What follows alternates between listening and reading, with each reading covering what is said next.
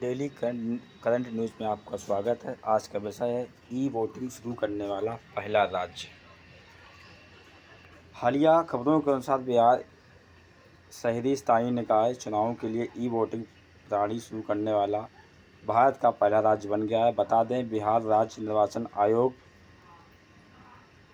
SIC द्वारा विकसित 2 mobile application e voting SEVHR और बिहार राज्य निर्वाचन आयोग द्वारा विकसित एक अन्य ऐप के माध्यम से डिजिटल वोटिंग पद्धति को लागू करेगा। कुछ महत्वपूर्ण बिंदु देखते हैं। इलेक्ट्रॉनिक वोटिंग मशीन में मतदाता केंद्रों पर ई वोटिंग मशीन या कियोस्क का प्रयोग शामिल किया जा सकता है, जो तुरंत वोट रिकॉर्ड करता है। इंटरनेट कनेक्टिविटी के बिना रसीद प्रदान करते हैं। बिहार नगरपालिका शहरी चुनाव निकायों के लिए ई वोटिंग प्रणाली अपनाने वाला पहला राज्य बन गया है।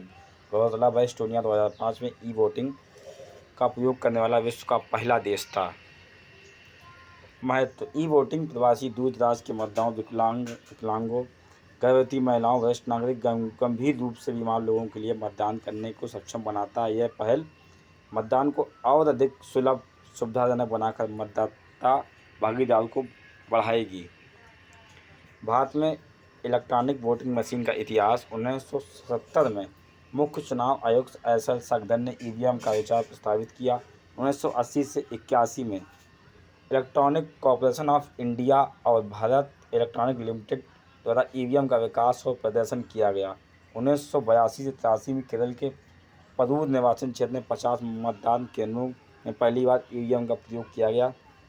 इसके बाद 8 राज्य, 1 केंद्र शासित प्रदेश और 11 विधानसभा क्षेत्रों में इसका प्रयोग किया गया।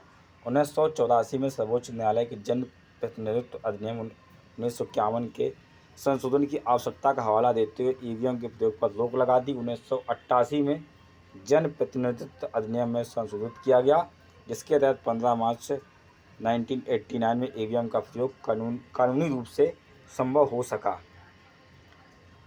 2018 में सुप्रीम कोर्ट के मतपत्रों की वापसी की मांग वाली याचिका खारिज कर दी। 2013 में अधिक पारदर्शिता के लिए मतदाता सत्यापन योग्य paper audit trail VVPAT VVPAT को शामिल करने के लिए चुनाव संचालन नियम 1981 में संशोधन किया गया। वीवीपैट का पहली बार प्रयोग नागालैंड के 51 नोक्सेन विधानसभा निर्वाचन क्षेत्र के उपचुनाव में इस्तेमाल किया गया। Thank you.